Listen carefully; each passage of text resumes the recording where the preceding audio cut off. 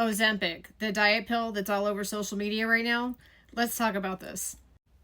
I'm an intuitive health medium, so I look at people's energy. I can see energetically where they have trapped trauma and stress, and I can see where it's manifested into physical illness. And I'm now seeing Ozempic like throughout my sessions. I've seen it 6 different times now, and every single session, the symptoms and the energetic issues, everything was exactly the same across the board, which is what inspired this video. So when I pick up on Ozempic in the stomach, first of all, I didn't realize what I was looking at until I started to notice the pattern, but it went like this. I was like, your stomach feels like it has plastic in it. It feels like your body's reacting as if it's been poisoned. And they'll go, I don't know what that means. I'm like, okay. And I list through the symptoms that I feel, which is gas, bloating, irregularity issues. Sometimes they're constipated. Sometimes they have diarrhea. Their stomach's really crampy and achy, loss of appetite. Like there's just all these symptoms. And I go through them all and they're like, yes. Oh my God, that's exactly right. And so we go through stuff and I'm like, but the weird thing is your stomach literally feels like it's being squeezed. So it's like, even if you are hungry, you don't feel it because your stomach just feels so tight.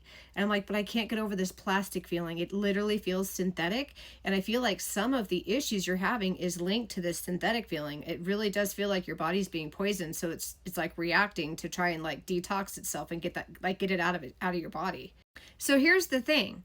The solar plexus energy chakra sits right in front of the stomach, and it's the energy chakra that resonates with self-worth, self-love, having confidence in yourself, intuitively being able to follow your gut and being confident in like whether it's daily decisions or life decisions. And people that have an energy deficit in this chakra, they're making fear-based decisions. They are fearing what if, or they'll talk themselves out of making decisions because they come up with all these fears and what ifs and there needs to be a better time. Or they'll be the other extreme where they make a list of everything that they need to do before they make that decision and take that first step. And when you do that, it creates stomach illness. And the pattern that I'm noticing consistently in my clients with my sessions who I'm finding this drug in their stomach that feels synthetic like plastic, they're lacking significantly in self-worth, and they are enablers. They are doing everything for everybody else, but they can't do things for them. Like when it comes to self-care, they give themselves the bare minimum, but they're like do everything for everybody else, which it's bringing out energy vampires and people that are people that take advantage of them. So when people take advantage of them, they do more, even more for them. And in order to feel love, it's like they just want to be loved. They want to love themselves, they want to be loved, they want to be emotionally supported, and they don't want to feel this just debt. It's like they feel indebted to themselves. And what's really hard to like process is they feel guilty if they do things for themselves. If they have to say no to somebody, they feel guilty. If they take extra time for self-care, they feel guilty, and they just get in this, it's like their heart feels like it's in a cage and they can't break free. So they lean on the Ozempic because they want to lose weight because they think that's going to make them feel better. So lastly, here's the other thing.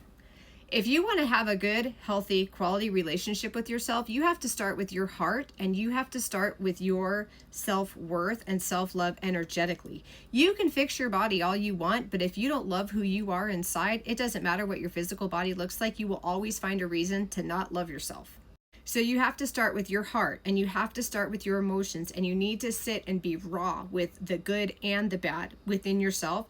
Because if you look at yourself from a broken heart that's lacking in self-love, you're going to see a broken you that's lacking in self-love, and you're not going to like what you see. But if you can see yourself from a healed heart because you've done the work and you've worked through those emotions and those traumas that you've been carrying, you will see yourself, even though you may see the broken pieces, you'll be able to love them because they're part of who you are, and they're part of why you became who you're becoming because you learned from those broken pieces. So if you want to feel better about yourself, don't jump on that Ozempic bandwagon. That stuff is trash.